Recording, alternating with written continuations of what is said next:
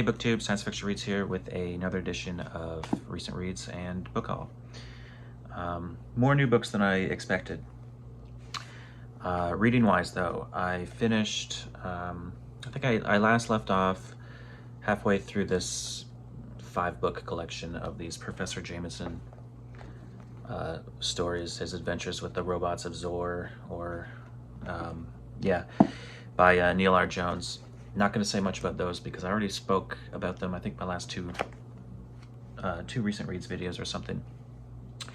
And I do still plan to make some sort of video talking about these or highlighting them because I had a lot of fun with them, but those were quick and easy and more fun than I expected.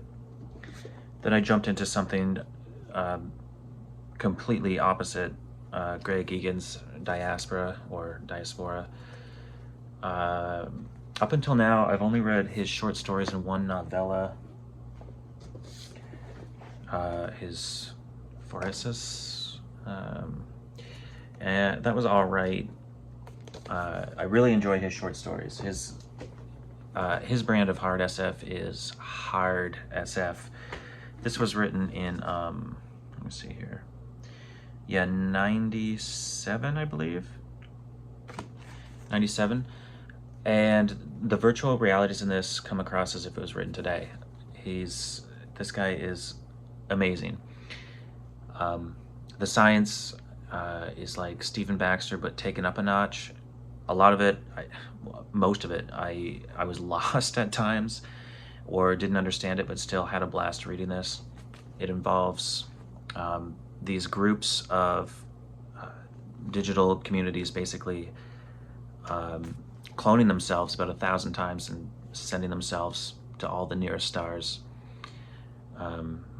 just to do science, to learn, to increase knowledge, to try and discover the cause of a cataclysmic event that kind of ended the last of biological humanity, sort of a neutron star event that kind of didn't follow the laws of physics, and because of that it was caught too late, and biological humanity ended. And it didn't go where I expected it to. There's multiple dimensions, there's cloning, there's amazing virtual realities that, like I said, just comes across as if it was written modern day, not the 90s at all. Really good. A really great ending too, like kind of bleak and disappointing, but at the same time, I liked it. I gave this a 4 out of 5 because I struggled. I was going to give it a 3, but for the sense of wonder alone, I jumped it up to 4. It's a shame I was lost as much as I was with the science, with regards to the crazy science, but still really awesome. I think I'll seek out some more Greg Egan because I don't believe I actually have any other of his novels. So really enjoyed that. Recommend it if you're into virtual realities or just digital consciousness, stuff like that. Alternate dimensions, really cool. So then again, I kind of went in a totally different direction.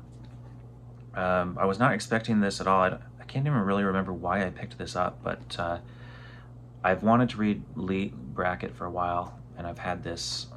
It doesn't have a dust jacket. I can't even remember where I got this, but it just popped into my head that I wanted to read this, so I dug it out of a box, and I gave it a try, and I really, really enjoyed it. So much so that I accidentally may have purchased several of her books on eBay, and there will be a future video about those. Those aren't going to arrive for a while, but I'm very excited. So Lee Brackett was actually the wife of Edmund Hamilton, another notable science fiction author from 20s, 30s, 40s, right up until the 70s. Lee Brackett, I think, got her start in the 40s. I believe, yeah. Her earliest story in this collection is from 44. Now, a lot of her stories take place in the solar system in a kind of shared universe.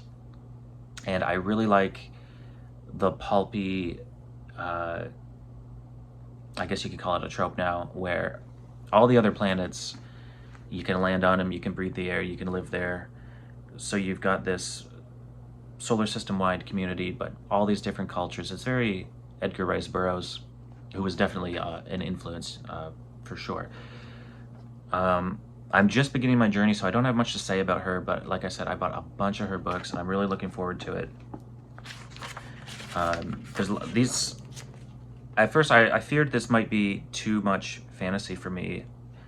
It's definitely science fantasy, that's for sure, but it was very much to my liking. I was actually surprised at some of the ideas and concepts in some of these stories from the 40s. What were the highlights here for me? I think I wrote it down.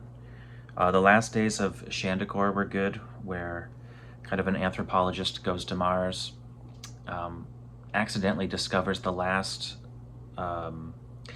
members of a once great Martian race in their kind of failing city. And all around the city are just these like barbarian hordes just waiting. They're still superstitious about this great race from the past, so they're just waiting for the last of the race to die before they just go plunder the city. And the entire city is running a hologram of its own past. So from the barbarians' point of view, they can see just these ghostly images of, you know, people walking around and doing their stuff from 1,000 years ago. And then this anthropologist ends up in there and meets the last survivors. And I thought that was really cool. And there's a foreword here by her husband, Edmund Hamilton, and he alludes to how a lot of the times her main characters are very goal-driven. They have a dream that they're after, and they accomplish it, but it doesn't end up the way they would want. And that definitely came across in a bunch of these, with a lot of bleak endings or very sad situations for characters, which I thought was really awesome. Sometimes the tone was bleak, but just really good. Not what I expected. I look forward to reading more by her and talking about her with a little more knowledge. The Jewel of Boss, that was a good one. I haven't read a lot of H.P. Lovecraft, but it definitely had some H.P. Lovecraft elements mixed in with some science fantasy. Really good. Was really happy that I made that decision. And then it just made sense to start The Best of Edmund Hamilton, her husband. This I have not actually finished, but very close to the end. I'm not blown away like I am with Lee Brackett, but some of these stories as well really took me by surprise, and I really enjoyed them. 1926, the first story here, The Monster God of Mamirth. That one had me on the edge of my seat. It was like an Indiana Jones kind of, but a lot of suspense. Eerie, also H.P. Lovecraft-ish for sure. And it appeared in August 1926 issue of Weird Tales. And I just read one today, Exile. Exile is a 5-page story that had me laugh out loud at the very last line, not because it was funny, but because the author successfully tricked me. And I was just tickled by how I did not see that ending coming. In hindsight, it was pretty obvious, and I thought I had it worked out. What I thought was going to happen was kind of adjacent to what actually was happening. But I was pleasantly surprised and actually laughed out loud at that. So I'm enjoying this. I look forward to more Edmund Hamilton as well. I want to read his Star Kings, which is a novel I have, and I think it's part of a larger series. He also has like a kind of galactic police squad or patrol series. There's like 5 stories or 5 novels in that. I want to read those too. Basically, lately, with the Neil R. Jones and these two, I'm really finding a love for the older science fiction, which I already knew I loved. I've read plenty of the older stuff, but now that I'm reading some of the more notable authors from that time, I see what all the hype is about. I love this stuff.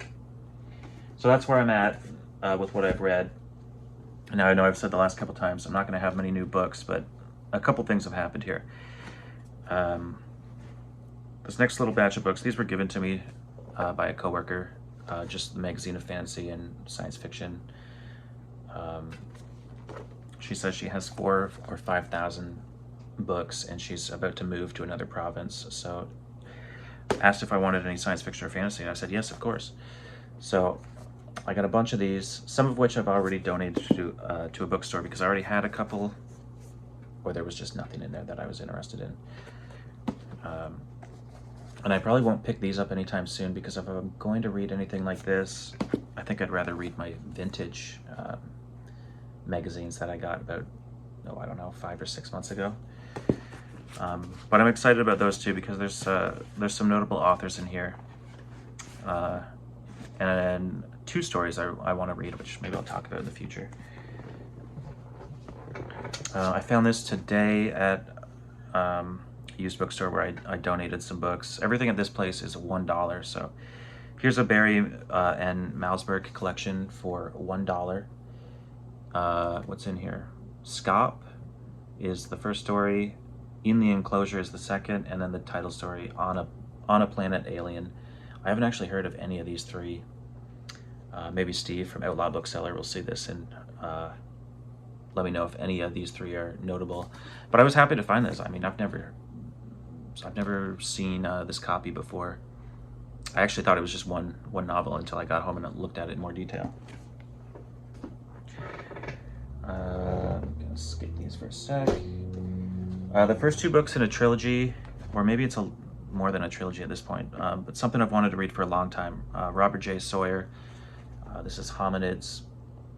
I believe this is quite well known. I've wanted this forever, but every time I find it in a used bookstore, it's just in rough shape, or it's just too much money for a used book. So this is basically mint. And I believe this is roughly, from what I remember, is like a present-day physicist accidentally makes contact with like an adjacent universe where the Neanderthals never went extinct, and he makes contact with like a Neanderthal physicist or something, and worlds collide. So I also have the sequel, Hybrids, which is in shitty shape, but since I was buying the first one, I bought the second. And they had the third as well, but it was hardcover. I don't want a hardcover.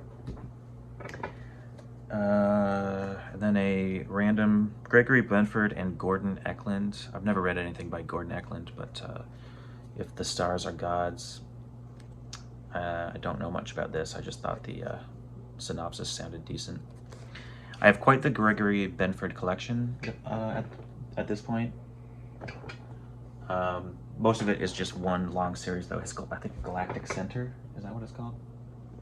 I can't remember. I read most of it and enjoyed it. And at some point, I want to restart it and read the whole thing. A book I have no intention of reading and no interest in, Space Relations by Donald Barr. I only bought this because I've sold this exact copy before for $100 on eBay. It just has links to Jeffrey Epstein. Some people are into that, and it sells, so that'll fund future book purchases. And then these next 4 just came from the used bookstore. All of these were $1. All Poul Anderson. Starfarers, which it turned out I already owned, but this copy is in better shape. And I have a weird relationship with Poul Anderson because he's someone who should be one of my favorite authors, but so far, the few things I've read by him over the years, I have not at all enjoyed. But I know I just haven't picked the right books yet. The Boat of a Million Years. I might have this in hardcover. If so, I'll probably get rid of the hardcover. The Stars Are Also Fire. I haven't looked at these in any detail. Like, I just got home. That's why I'm red and just drenched in sweat, because it's hot as hell out. Like, some of these could be... Oh God, there's a dramatis persona. That's never a good sign. You know, you're gonna have to work for it. Oh Jesus. Yeah, that's a lot of characters. Christ. All right. I look forward to enjoying Poul Anderson, though. Like, at some point, I know I'm going to. Harvest of Stars. I'm pretty sure I have this one in hardcover. Yeah, I'm sure he's my kind of author. I haven't picked the right stuff. I did read a short story, I think, called Call Me Joe, which was well known, maybe a Hugo winner. I did enjoy that, but that's the only thing by him I've read that I liked. And that's it. Yeah, I did not expect to have that many new books after claiming there's not going to be any new books, but these did not cost much at all. So, my next read, I think, like I said last time, I want to get... I've just been craving Tchaikovsky, so I might finally start this after the Edmund Hamilton. Again, I don't own the third copy, and I don't think the paperback is out yet, so possibly I would read the third book, like an ebook or something, I don't know. Anyway, as always, thanks for watching, and we'll see you next time.